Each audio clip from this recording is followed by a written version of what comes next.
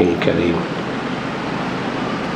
اما بعد فاعوذ باللہ من الشیطان الرجیم بسم اللہ الرحمن الرحیم اذهبوا بقمیصی ھذا فالقوہ علی وجہ ابی یأتی بصیرا صدق اللہ العظیم۔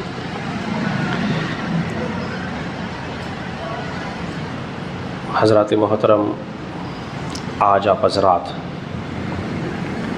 درس قرآن سماعت کریں گے،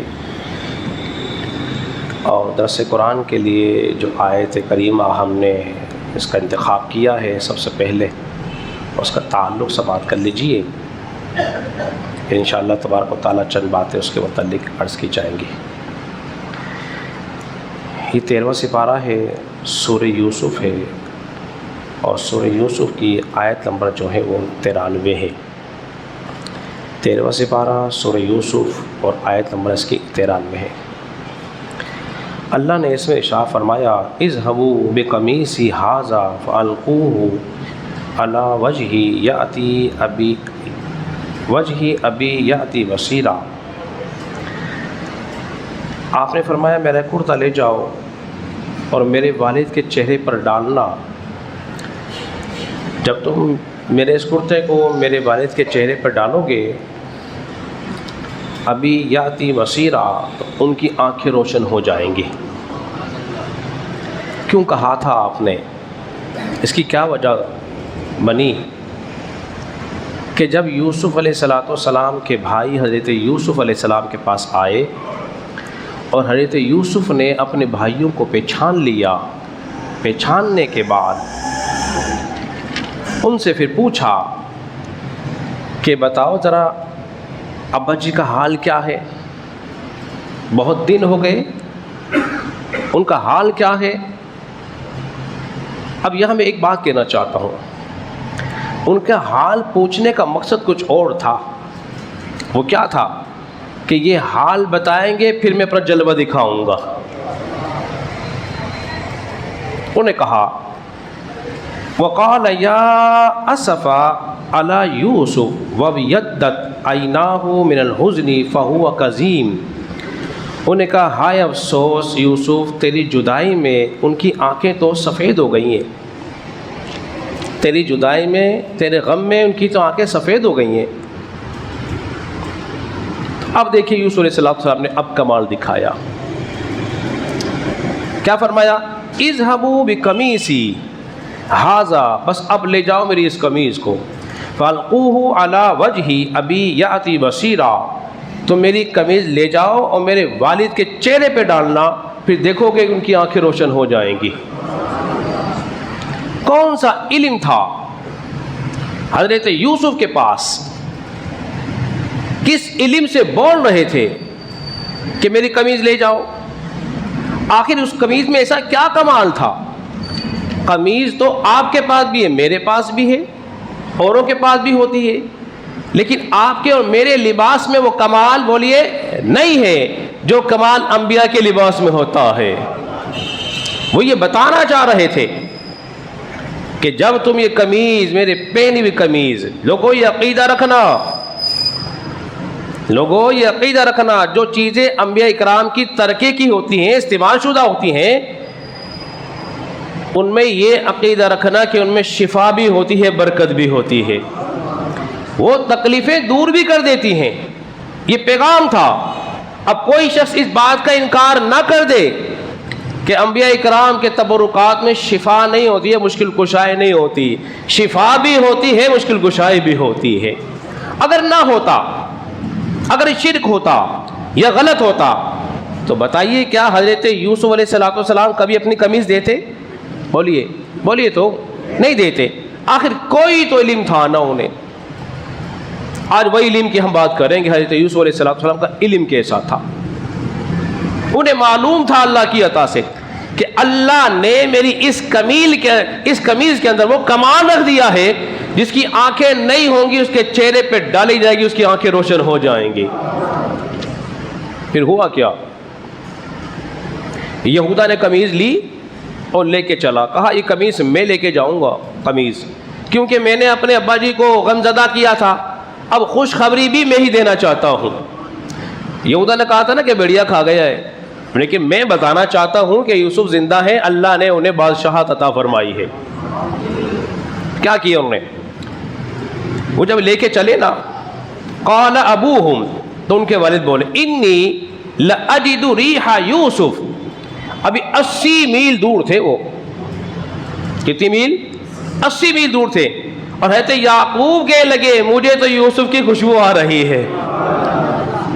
80 میل دور سے یوسف کی خوشبو. اب میں پوچھنا چاہتا ہوں ان کے پاس کون سا علم تھا؟ کون سے علم کی بنیاد پہ وہ یہ بات کہہ رہے تھے کہ مجھے یوسف کی خوشبو آ رہی ہے؟ میں یہاں ایک جملہ کہنا چاہتا ہوں کہ نبی کو نبی کی پہچان ہوتی ہے. نبی کو نبی کی پہچان ہوتی ہے. تو وہ پھر کیا ہوا؟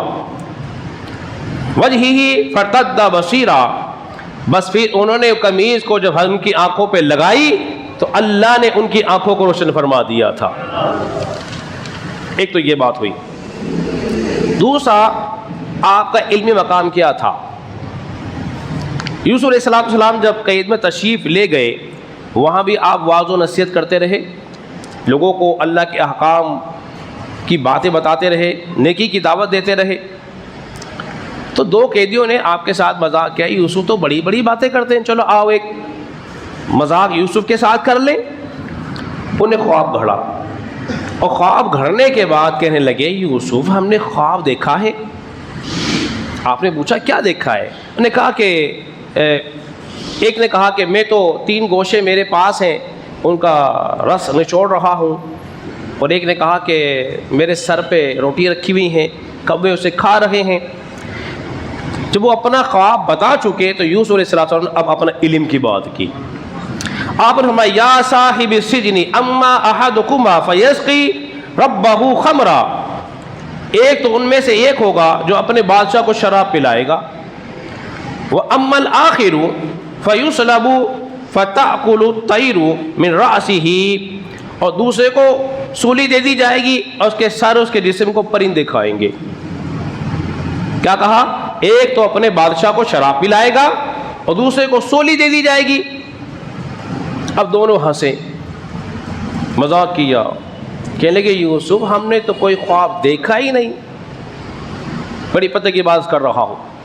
اے یوسف ہم نے تو کوئی خواب دیکھا ہی نہیں ہے، ہم تو ایسے مذاق کر رہے تھے.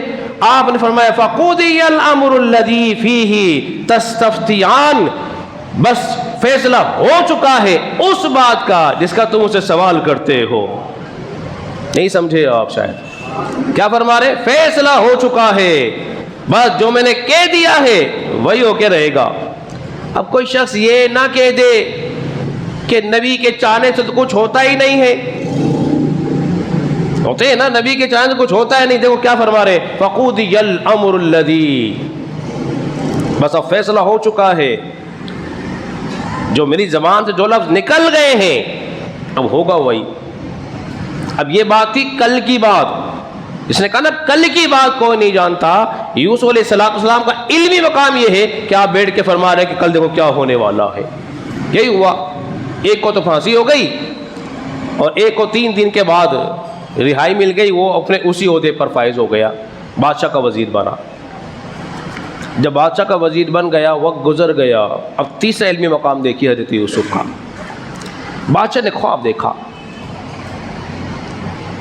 خواب دیکھا ہے، وہ خواب کیا دیکھا اس نے خواب دیکھا ہے کہ 7 بڑی طاقتور بڑی صحت مند گائیں ہیں اور 7 چھوٹی چھوٹی گائیں ہیں دبلی پتلی، ان کو کھا رہی ہیں.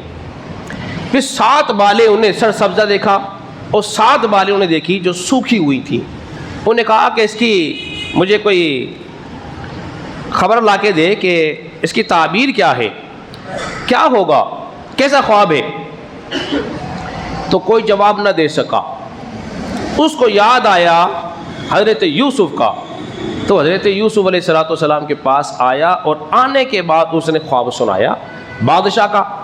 جب بادشاہ خواب سنایا تو حضرت یوسف نے جواب دیا، کہا قال تزرعون 7 سنین دبعا، فرمایا 7 سال تک تو مسلسل کھیتی باڑی کرتے رہنا، مسلسل کرنا 7 سال تک. فما حصدتم فذروه فی سنبلہ الا قلیلا مما تاکلون، اور پھر جو 7 سال تک تم کھیتی باڑی کرو گے اس پہ جو اناج اگے گا اس کو باروں سے جدا نہیں کرنا، اپنے پاس رکھنا، اتنا جدا کرنا جتنا تمہیں ضرورت پڑے کھانے کے لیے۔ یہ 7 سال کے بعد فرمایا ثم یاتی من بعد ذلک، پھر اس کے بعد 7 سال بڑے گزریں گے، پھر کیا ہوگا؟ 7 شداد یاکلن ما قدمتم لہن الا قلیلا مما تحسنون، پھر 7 سال تم پہ بڑے سخت گزریں گے، جو تم نے جمع کیا ہوگا نا اس میں سے تھوڑا تھوڑا کھاتے رہنا۔ کتنے سال ہو گئے بولیے؟ 14 سال۔ اس کے بعد فرمایا ثم یاتی من بعد ذلک، پھر اس کے بعد 1 سال آئے گا، عام فیہ یغاث الناس فیہ یعصرون، پھر 1 سال آئے گا کہ اس میں خوب میم ہوگا اور تم خوب رس نچوڑو گے۔ 15 سال کی خبر دی ہے کس نے؟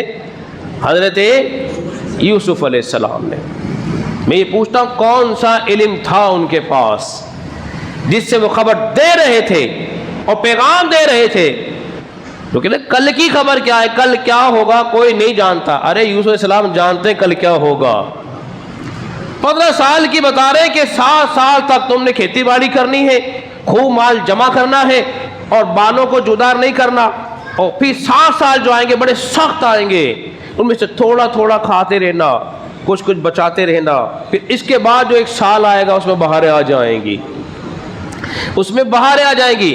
تو معلوم یہ ہو رہا ہے کہ اللہ کے نبیوں کے پاس ایسا علم ہوتا ہے، اللہ کی عطا سے وہ جانتے ہیں، کل کی بات بھی جانتے ہیں، اس کے بعد کی بات جانتے ہیں، وہ بتا دیتے ہیں۔ تو عقیدہ ایمان یہی رکھنا کہ اللہ کے نبی جو ہیں وہ دلوں کے حال بھی بولیے کیا ہوتے ہیں، جان لیتے ہیں، کل کی بات بھی جانتے ہیں۔ یہ ہم نے علمی مقام حضرت یوسف علیہ السلام کا بیان کیا ہے۔ اللہ رب العزت کی بارگاہ میں دعا کریں کہ اللہ تعالیٰ ہم سب کو سمجھنے اور عمل پیرا ہونے کی توفیق عطا فرمائے۔